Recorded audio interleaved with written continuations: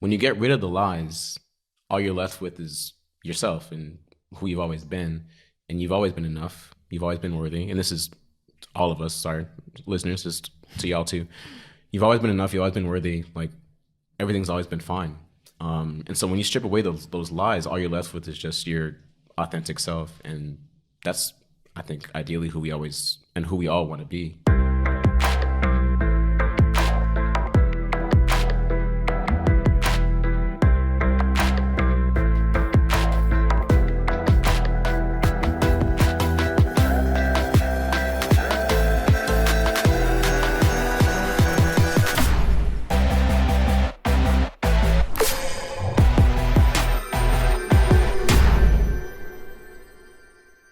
Welcome back to the Mind Change Podcast. I'm your host, Heather McKean. And today we have a great episode with Daniel Fleurant, and we are going to be talking about all kinds of wonderful things. So I'm glad that you've joined us today. Thank you so much, Heather. I appreciate it. I'm happy to be here. It's good to have you. So this is one of those wonderful, rare opportunities to speak with you. I have had one session with you that we just had, but prior to that, it was really you were doing sessions with Kent. Right. So I'd love to know a little bit more. Some of this is actually even new to me. Sure. What did you come to Mind Change for in the first place? I came to Mind Change to change my life, frankly. I've done different forms of therapy for, I'd say, at least 9 to 10 years now at this point. And nothing really worked. And so I heard about you guys. I can't remember exactly how I heard about you guys. It might have been my mom. It might have been Lori Ziegler, actually, maybe.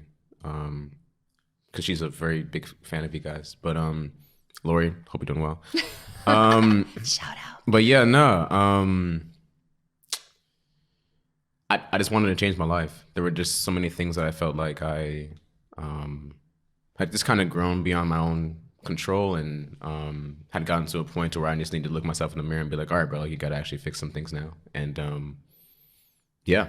And so I just kind of, not like this was like a last resort, but I was like, I did my research on you guys. I saw some great reviews and I was like, okay, let's try this. And I mean, it's been an otherworldly experience, truly. It's been amazing.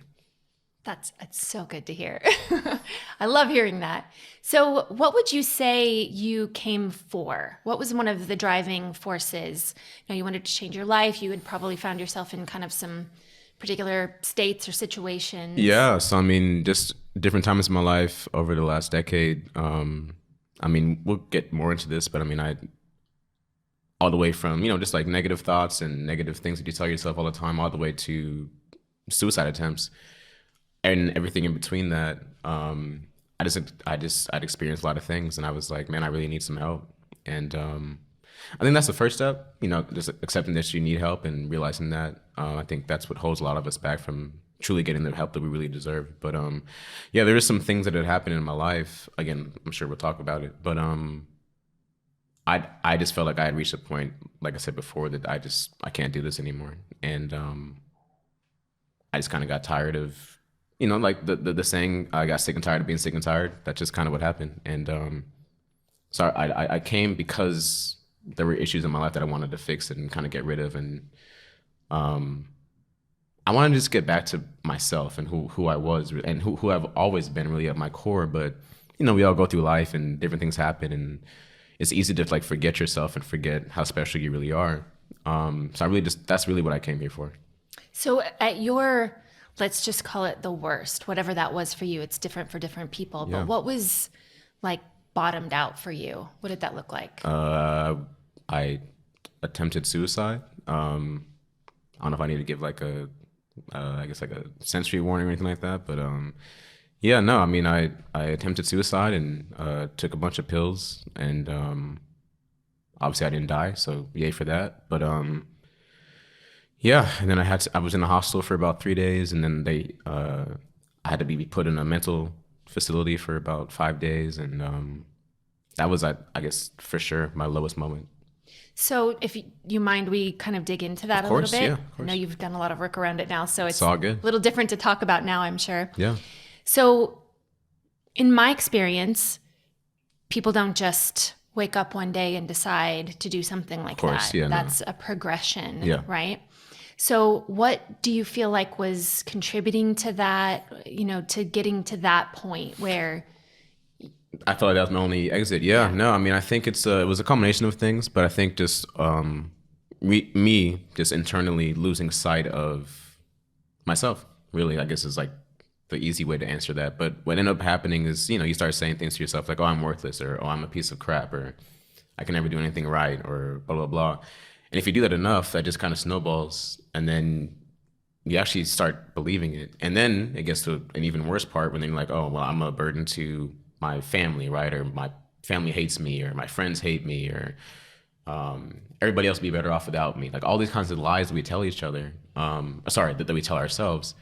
And yeah, that just snowballed over the years. And because I think you're like you said, you're exactly right. No one just wakes up one day and is like, oh yeah, great day. I'm gonna kill myself today. That's not a thing.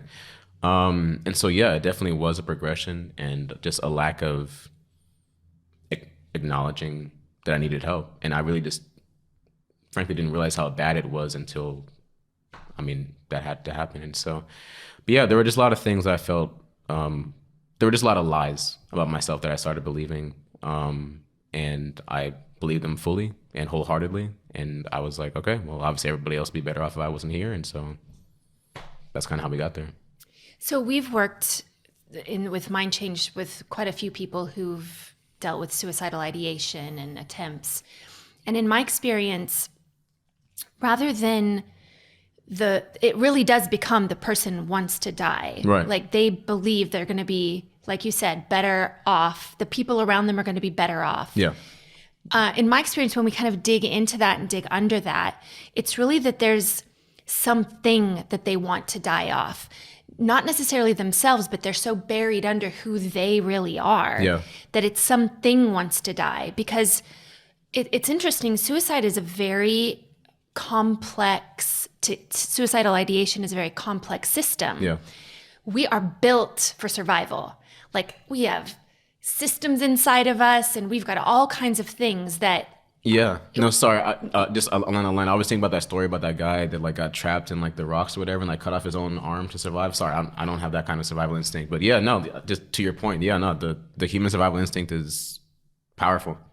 Every part of us is designed for survival. Yeah. To override those many, many, many systems takes an enormous amount of work. Yeah. Now, it doesn't feel like work because, like you said, it's sort of slowly over time and you believe and believe and believe more lies. But in my experience, it's that they want that to die.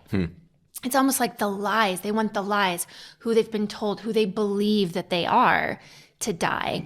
And so often it's very difficult for them to separate out the lies from who they truly are. Yeah. But like you said, it was that you had lost who you were and what that was. Can you walk us like along your process? How did you lose you? So just, I guess as an aside, I grew up very religious. But both my parents are pastors. I love them. Also shout to them. Yeah, no, I grew up very, very religious. And the thing that can happen whenever you grow up in that kind of environment, it's easy to feel like there's a barometer of, I guess, spirituality or goodness, quote unquote, that you need to be. And you start measuring yourself kind of by, frankly, impossible standards. And you start measuring your days by, okay, well, I only sinned X amount of times today, or I only cussed this many times, or I only did this, blah, blah, blah, blah, blah. And then as that kind of gets bigger, bigger, and bigger, and you get older, you start to, it's very difficult to kind of like what you're just talking about. It's difficult to separate like from the lies from the truth. It's also difficult to separate God from the church. It's the same thing. And so you want to believe that everybody there is obviously wanting there to help you. And of course, like that's what everybody's like intent really is. But I mean, spoiler alert, the church is just a group of people. And any organization, I don't care where you're at, if there's a group of people, there's gonna be some issues, okay? Why? Because people are messed up, right? So when you get to a point to where you start actually believing like, wait, God doesn't love me? that's when things start getting difficult. And so for me, I just started believing that, and I started believing like all the same things I was mentioning about like the things about the lies about myself that I didn't believe, and feeling like worthless and all that kind of stuff. Like when you add God to that, it just becomes so much bigger, especially if you believe that there is a heaven and a hell and that but all that kind of stuff. Like at that point, once you, I guess, have lost that again, and you still believe that exists, when you feel like God is not there anymore, now you're like, whoa, well, what's the point of anything? And so that is kind of like what started for me. And then there were some other things that happened along the way. And there were just things like that that kind of affirmed the lies that I started believing about myself. And at that point, it was very difficult to separate anything. I mean, if you believe in God and you think that He hates you, it's kind of hard to break that mentality. And so, yeah, that was my challenge. Was just the lies that I had believed and the amount of things that happened to affirm those lies. Again, they didn't affirm the lies. It wasn't real. Like they were lies, but it felt like it affirmed it, and so it therefore made it more real. And then I don't know. I mean, just the process after that, and then yeah, it kind of culminated with that. So Yeah, we credit that this little part of the brain stem called the reticular activating system, which is, it's a filter, really like a filtration system, and it gets set to something that's a big impact on us. And oftentimes that's something traumatic or scary. And then that filter, if you will, gets placed on there. And then we find more proof. We're looking now for confirmation bias. Right.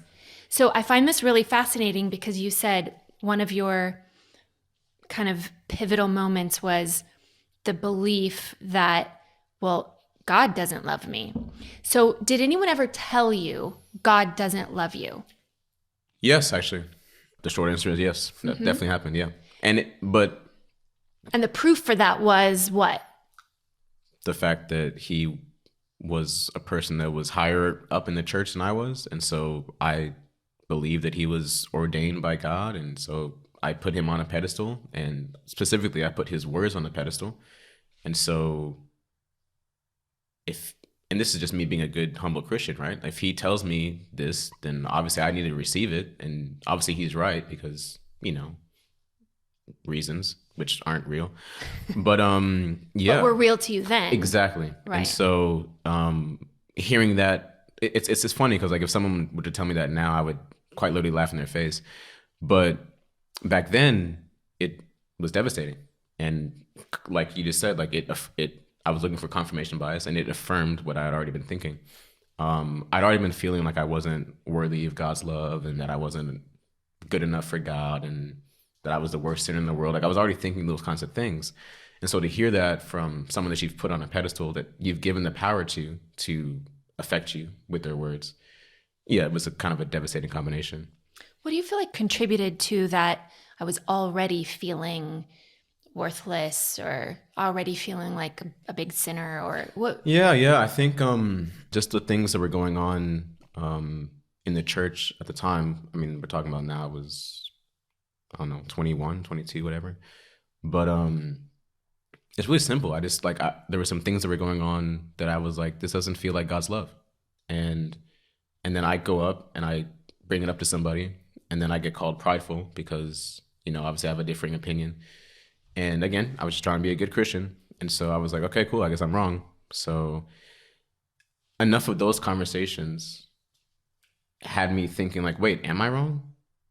Like, or am I right? Because this doesn't feel like God's love. But am I wrong though? Because everyone's telling me that I'm wrong. So maybe I'm just being prideful, and maybe I think I know it all and blah blah blah. But that wasn't the case. But that's definitely when it started. And then, yeah, I mean, I left the church. I was like, God doesn't love me. Like I'm not worthy. All of that. And yeah, that's kind of what happened. And it's hard enough in this world. There's in a society where we're comparing and there's so many different ways that we other people, and it's a struggle to feel valued and worthy anyway. And now you've got this cosmic force as well. Yeah. It's like, really, where else do you go? It's the entire universe in one sense is against you and has defined you. And then it makes total sense why then we start wanting to kill something off, die. And you start, this is those initial moments where I think initially it probably comes and it's probably subconscious where it's like, that needs to die. Yeah. And that is probably the lies. Right. But we don't often know that. And we trust the people that we're hearing it from. And hurt people. Yep. And a lot of those people are feeling the same way. Yep. And give what they have to give, right? It's not a good excuse, but it just is a reality, right? And so that voice of killing that off, and we're not really told how to do that, or that's even a possibility. And so then it starts to become kill off, die. I want to die. I need to die. Other people will be better off if I'm not here. Yeah. And like you said, that continual circulation and hearing it and speaking it and saying it becomes your default. You speak it into existence. I'll never forget being a child. I think I was like 5 or 6, and this was like the first time like the concept of suicide like kind of came into my mind. I learned that some people choose to end their own lives, and it was baffling to me as a child. I was like, why would anybody, like, what are you talking about? Obviously now, as I've lived life, I completely understand now. But yeah, no, I just think just to kind of like piggyback on what you were saying, like life is hard enough. Like let's just focus on that. And then you want to add, like you mentioned, a cosmic being that like is supposed to be in charge of everything. Yeah, of course you feel like the weight of the world is on you, and you, like I mentioned, like you speak it into existence, and you feel like there's no other escape. And I think for me personally, when you were talking about how like we're not necessarily trying to kill ourselves, but people are trying to kill off something. For me, I think I was just trying to kill off how I felt about myself, and how much I had believed those lies, and how long. And I mean, it was years that I had just kind of been trapped inside my own like thoughts and emotions and stuff like that. And yeah, it was overbearing, and I wanted to not feel that way anymore. But I didn't want to die, which I think is just in line with what you were just saying. I felt like I wanted to in that moment, but no, I didn't want to die. I wanted to stop feeling that way. Those are two very different things. I think that's a very important distinction. And no, I did not want to die, but I did want to stop feeling that way. And so, yeah, I think with situations like this is always, I mean, obviously, thankfully, like I'm still here, but like, I'm very grateful just for life, and I'm just happy to be alive again, which is something I didn't know I was going to be able to feel again. But when you get rid of the lies, all you're left with is yourself and who you've always been, and you've always been enough. You've always been worthy, and this is all of us. Sorry, listeners, just to y'all too. You've always been enough. You've always been worthy. Like everything's always been fine. And so when you strip away those lies, all you're left with is just your authentic self, and that's, I think, ideally who we all want to be. And that's our default setting, I think, for all of us. And I think just different things in life, make us go different directions. But I think we're all just trying to get back to just our authentic selves. And yeah, so. Daniel, did you ever think back taking those pills in that bathtub that you'd ever be saying these kind of things? No, I would have laughed at you. Mm-hmm. I would have laughed at you. I didn't think I would ever be able to not feel like I wanted to die again. I didn't think I'd ever feel that way. It's not important, but that wasn't my only suicide attempt. I've had 4. Mm-hmm. That was just like, I guess, the biggest one, I guess you could say. But no, I tried to, so sorry, I just want to make sure I get my facts straight here. Over a 4-year span, I tried to kill myself 4 times. And obviously I suck at it, and which is a good thing. But if you're gonna suck at something, right? Exactly. Yeah. No. But Yeah, I just think to be able to sit here now with the clarity of life, with the peace that I have, with the joy that I have now for life, that like it just the happiness that I truly feel, the peace that I really feel.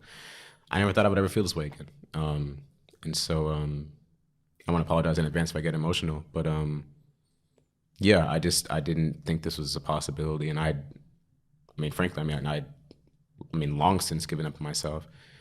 And so I was just like, oh, you know what? Maybe we'll just like go through life, and then maybe you can like kill yourself whenever like I don't know, like after like your parents die and something like that. That was like, I guess, a best case scenario for me, honestly. And it's really sad actually to think about that and to say it out loud, but that's really what I thought was the best case for me. And so to now to be here, it's just very surreal. And yeah, I'm just very grateful. So if you don't mind me sharing, Yeah. so I first met you and I was like, hey, fill me in on your story. I don't really know much about your story. And you kind of told a brief story. And then Kent kind of had to say, and by the way, there were these like suicide attempts and stuff. And you're like, oh, yeah, that used to be part of my story. Yeah. Like I used to tell, like I wouldn't tell about myself without saying that. Yep. saying that. And you were, it was almost like you had to be reminded. I literally did. Yeah. How does that feel? Amazing. It's just something that I don't think about anymore, honestly. And so like, so it is part of my story, but it's not part of who I am. Mm-hmm. And I think that's the big distinction, is that it used to be, or used to feel like it's who I was. And so yeah, like just to be able to reframe that and to get to a point now to where I literally don't even think about the fact that that's where I used to be at a few years ago. And I quite literally need to be reminded sometimes. I think that it's just a testament to the work that you guys do. And I think ultimately it's just a testament to God too. But yeah, I'm just really grateful. And yeah, I had no idea that I'd ever be able to be in the spot to be able to speak about things this way. But I'm grateful because I feel like I can help other people as well, and just kind of let them know that like, hey, like you're fine. Like wherever you're at, I don't care where you're at or how hard things are going or how much you're in debt or if you can't pay the bills or if your wife left you, if your husband left you, if somebody's cheating on you. Like wherever you're at in life, you're going to be okay and you're going to make it. And the sun's going to come up tomorrow, like it always does, and you're going to be fine. And so, yeah, just be able to have that outlook now in life, I'm just truly grateful. Now, if we would have gone back and told Daniel that before the pills and before the bathtub, my guess is you probably wouldn't have believed it. No, not at all. So what needed to happen was the memories needed to be right, the neural pathways, how you got to that point needed to be addressed. Of course. Like the very good reason that I think that can be shocking to some people to hear, to be like, wait, there's never a very good reason to consider suicide. Yeah. But the truth of the matter is, once a mind has gotten to that point, has been trained to think this way, then it's sort of a natural conclusion. For sure. And so to interrupt that, to take that and go back and figure out what's the very good reason that you got there and actually address that stuff, that's true freedom. Yeah. That's the way to never get there again, is figuring out how you got there in the first place and undo that. Would you agree to that? I agree 100%. Yeah. No, I think, yeah, we had to get down in there and to clean out some stuff and keep the stuff that was good and get rid of the stuff that was bad. And but it was hard. It was painful work, but it was very good. And I think, to your point, obviously, again, like when you say that, why would somebody ever like try to commit suicide or anything like that? It was very much in alignment with how I viewed myself at that time period. And so, if you hate yourself, if you think you're worthless, if you think you're a piece of crap, if you think you're never gonna be successful, never going to make it. And you've convinced yourself of that. And probably had proof of it. Exactly. Which you were looking for. Right. So yes. now you find the proof, and now you're like, oh, so this is now the truth. That's, I mean, of course I try to kill myself. Like it's almost like, well, duh, like that's logical. Like if you hate yourself and you think that there's nothing to live for, it's not that difficult to get to, oh, well, yeah, maybe of course I wanted to kill myself. And I think that works with everything, honestly, not just with things obviously as deep as suicide, but like even like lesser things, like maybe like addictions or like just different things like that. Like what you believe about yourself and whatever bad decisions that we all make in life sometimes. I think if you look back at whatever decision that you made during that time period, think about who you thought you were when you were making that decision. And I promise you it's going to change how you view that decision. And yeah, I was making decisions that were in line with how I viewed myself. That's all it was. Mm-hmm. And now the way that I view myself, I'm now making decisions that are in line with myself now. And so, spoiler alert, I don't want to kill myself. And so, yeah, no, like that's really it. What you believe is what kind of becomes your reality. Not even kind of, but that's exactly what becomes your reality, especially if you're like me and you just live your life in your head and overthink everything. So, yeah. And not to belittle, obviously, suicide's a very real thing. It's a very painful thing. But in one sense, if we take a step back, it's kind of the biggest form of escapism. Yeah. It's like the last step of escapism. Yeah. Which you mentioned. And then you tied in also addiction, which is usually a precursor of some sort, sure. Right? So of escapism. And that's some work that you've done too, yeah. With Mind Change, absolutely, right? Yeah. No, I mean, I definitely, I was addicted to weed, pot, I guess, depending on where you live. But marijuana, just in case people didn't understand that. But just want to make sure I'm hitting everybody, just making sure, you know what I'm saying? I want to be all things to all people, you know what I'm saying? But so I was addicted to that. I love the I was addicted. Yeah, I was addicted to that. I was addicted to alcohol. And I was addicted to all forms of escapism. And so whatever, the way that I describe it is I used to try to fast forward through my days. And so I would, I mean, and in hindsight, it's like ridiculous to even think about it, but like I would like start work at like 8:30, for example. And by 8:30, I've already smoked a blunt and taken 3 shots of whatever alcohol I was drinking. And then like 20 minutes into my shift, I'm like, wait, why do I feel bad? And it's like, well, bro, you didn't even give yourself a chance today. Like you didn't even try. Like you woke up and didn't even try. Like your day's already over. Like it literally is already over. You didn't even try and it's done now. And like, sure, like, you know, you can get better throughout the day and blah, blah, blah. But like you're already starting behind the 8 ball. And so I would just do whatever I had to do to try to make sure that I got to the end of the day as quickly as possible. That was it. I didn't, because I hated being in my head. I hated who I was. I hated thinking about how much I hated myself. I hated it. And so I used different things, weed and alcohol specifically.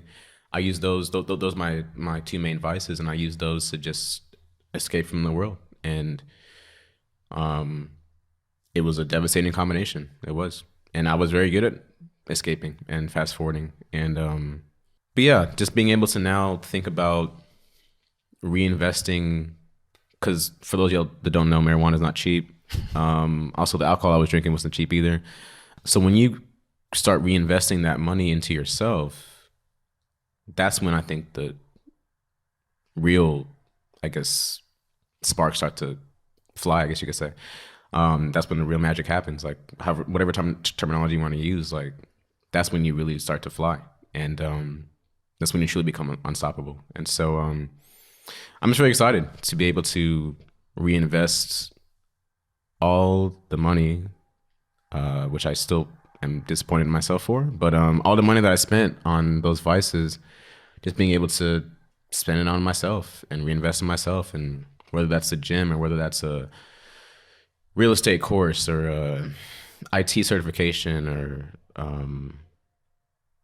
life and health license or like whatever it is. It's just reinvesting into myself and getting, even going back to school, finishing my degree. Like there's so many different things that I could be doing with my time.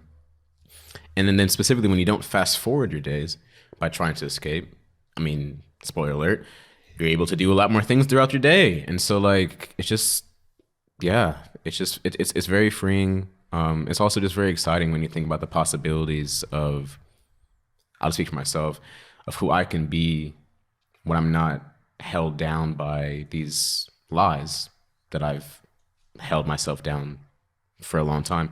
I think about actually, and actually, I apologize for anybody that hasn't seen this episode yet, but so spoiler alert, I apologize. But there's a show on Amazon Prime called Invincible, and in the most recent episode 4 of season 2,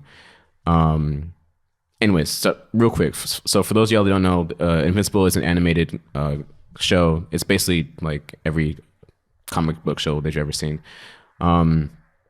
Anyways, there's a powerful group of people called the Viltrumites. They're basically like Kryptonians, like Superman, blah, blah, blah. Super strong.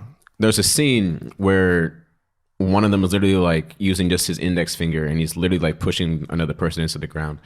And so again, spoiler alert. Actually, I didn't even spoiler. I didn't say who it was. I didn't say who was doing it. So I think I did pretty well there. But that's just what it made me feel like. It's like that's when I saw that scene, I was like, that's how my life was for years. Like that's what it felt like. I was just being drilled into the ground repeatedly, and I couldn't get up.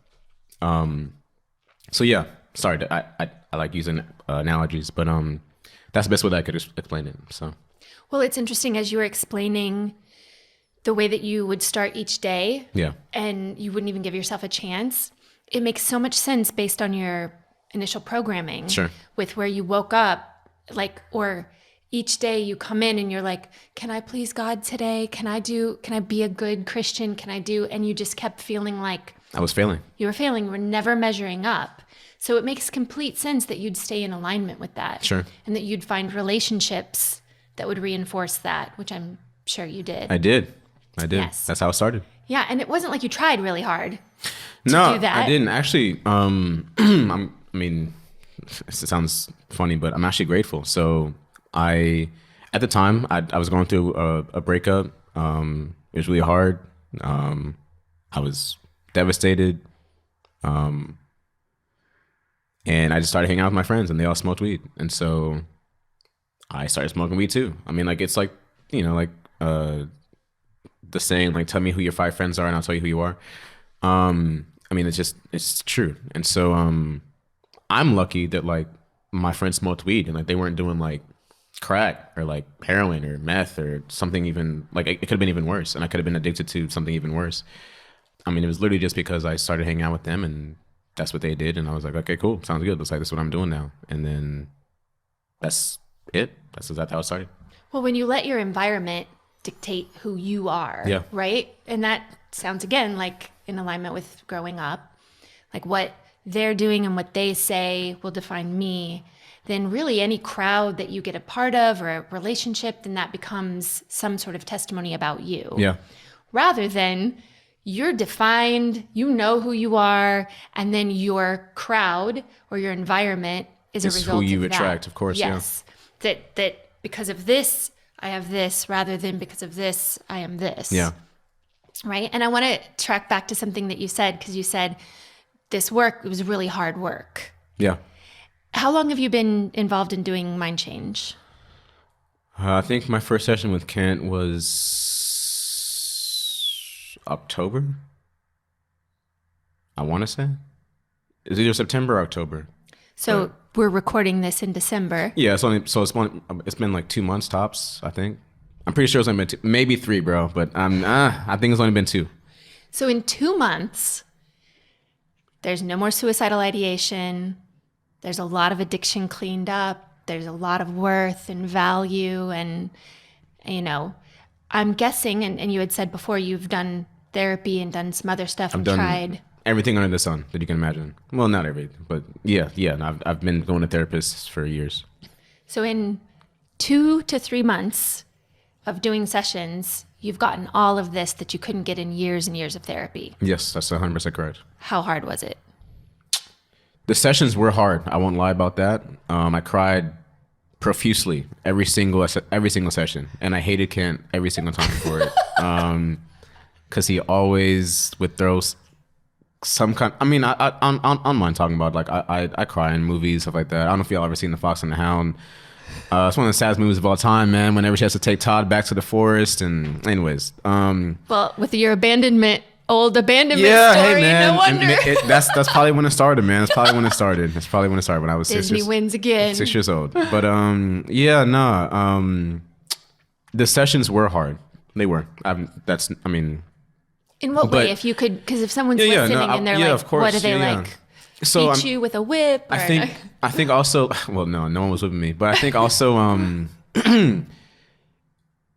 in therapy, and I think it's like most things in life, but you're only gonna get out whatever you put in. And so this isn't like I'm not trying to like cast any aspersions on other therapists that I've had in the past and stuff like that, but I just wasn't in a place to where they could effectively help me, because I just wasn't fully honest about certain things, or there are certain things I didn't want to talk about, or honestly, there are some things I wasn't ready to talk about yet, and I wasn't able to verbalize, and I didn't know how to verbalize. And so I think all of it kind of came together.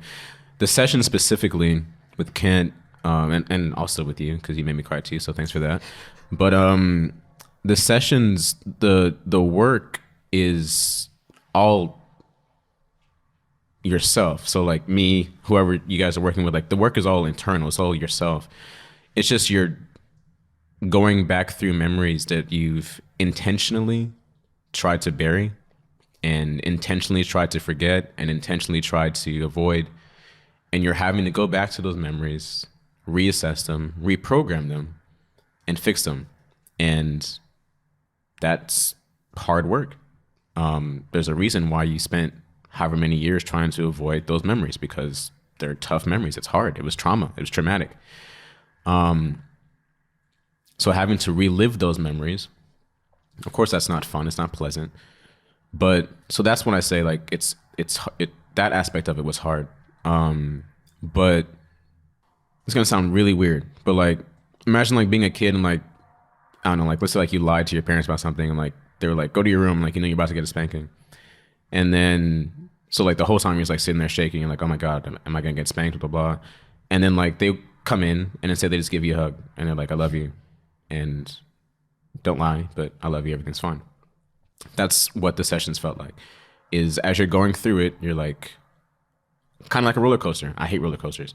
So it's kind of like a roller coaster. You're like, oh my God, am I okay? What's happening? And at the end, it's just, you just get a big hug and everything's fine. And so yeah, man, I could write a book about these sessions, man. But no, they're amazing, and they literally changed my life and changed my mind. Shout out to Mind Change. But yeah, it's just been an unbelievable journey. So that was one of the most beautiful descriptions I have ever heard of the work. Like, it makes me so emotional thinking of it like that. Like, that is really the way that it is. Yeah. There's so much that you're doing in your mind, thinking it's gonna have this really hard terrified outcome, and come to find out there's actually a hug at the end. Yeah. Like, oh, I've got goosebumps everywhere. That's so beautifully said. Thank you. Wow. That's what happened. So. Well, I love, it's common that we say hurt people. Yeah. And healed people heal people. I think so too. I think that someone out there is going to hear that, and that's going to speak to them exactly where they're at. They may not believe that it's possible, but hearing it from you, they might just. Well, I hope so. Yeah, that's incredible. So thank you so much for sharing. Is there anything else that you feel like you want to say? If someone out there is listening, someone is stuck in the place that you found yourself. I always have things to say. Trust me, I never run out of things to talk about. But yeah, no, I just wanted to say, I kind of said it earlier, but I try to hit every, I guess, situation. It's kind of hard to think about every single situation, but wherever you're at in life, I know it's hard.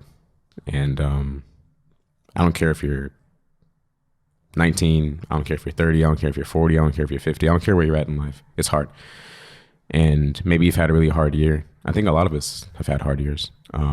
Maybe you've had a really hard year. Maybe you've had a hard month. Maybe you lost a loved one around the same time last year, and now you're just dealing with this, like the first Christmas without them. Maybe you're going through that. Wherever you're at and wherever you're going through, please just keep fighting, and just don't give up. And like I said earlier, the sun's always going to rise. So yeah, if there's one thing that I would say, just keep trying, keep fighting. You're going to be okay. I promise. And this is someone that, I already mentioned it. I've tried to kill myself 4 times. I never thought I would feel better. I never thought that I'd be this way and feel this way. But I'm here. So, and you're still going to be here too. So just keep fighting. Yeah. And what does the future hold for Daniel? Oh, the future's, man, hey, I have no idea, man. I might be president of the United States one day. I might join the NBA next year. Y'all think I'm playing, bro. I believe. I might start running track again and join the Olympics next year in Paris. Y'all might see me in Paris next year. But no, like in all seriousness, the future is, I'm unstoppable. And so the future is whatever I want to make it. I'm not gonna be president. I don't want to do that. But yeah, no, the future for me is very, very, very, very bright. Very bright. Like the brightest light you could ever see in the world. There's I saw a video on Twitter the other day, actually. I'll never call it X. It's Twitter. Anyways, but there was this guy with I guess it's the highest powered flashlight in the world. And he showed it, and it was he was sitting on his balcony, and he lit up I'm not exaggerating. He lit up a mile of just light, and I was like, what is this, bro? Like, what kind of flashlight is this? I need this. But no, that's how bright my future is. You are that now. Yeah, I am that now. Yeah, I am that light. So yeah, it just I'm just very excited, man. Very, very excited. So yeah. Well, Daniel, thank you so much for sharing your light with us and with the audience, and for trusting us on this journey with you. This is why we do what we do. And I know that your story and your light is going to reach so many more people. And so thank you for shining it. Well, I appreciate that. And thank you for being you. I wouldn't be here if you guys hadn't helped me. So, first of all, I just want to let y'all know I am not getting paid. I am not a paid, this is not an advertisement. Okay. That's not what's happening here. Mind change is truly incredible. And for anybody out there that's never done it before, that doesn't know what to expect, that doesn't know what it is, just do it, please. Shout to Nike. But just do it, okay? Just do it. Trust me. It's going to change your life. It's going to change your mind. And you're going to be so much better off for it. So just do it. So thank you, Heather. Thank you. I'm so excited to see what the future has in store for you. You're going to see it. I know. You're going to see it. For a mile wide. You might see me on TV. You might see me on Spotify, Apple Music. I don't know, man. I don't know what's going to happen. You'll see. Maybe on YouTube. I might become a Twitch streamer. I don't know. Probably not. But anyways, we'll see, man. We'll see. Well, thanks for being here. Thank you, guys. Appreciate it. I really appreciate it. And thank you all for joining us on another episode of the Mind Change Podcast. If you would, please go and leave us a review, give us those 5 stars. We love those. And let us know what you want us to talk about, what you want to hear. We're really doing this for all of you. And so please help us help you. And thanks again for joining us as we endeavor to change the world one mind at a time.